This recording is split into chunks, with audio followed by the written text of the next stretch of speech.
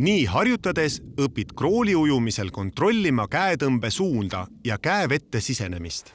Hoia käed õlgade laiusel ees ja tee krooli ujumise jalgade tööd. Alusta ühe käega krooli tõmmet. Hoia tõmbel käsi tugev. Vaata vee all, kas sa teed tõmbe otse õla alt ja kas käsi liigub otse eest taha.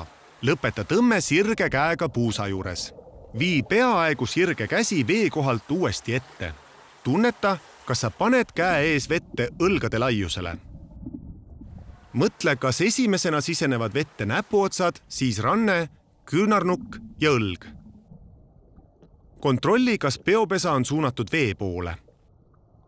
Hinga igal teisel, kolmandal või neljandal tõmbel. Korraga mõtle vaid ühele eesmärgile. Kui saad selle selgeks, võta uus eesmärk. Küsi õpetajalt tagasisidet.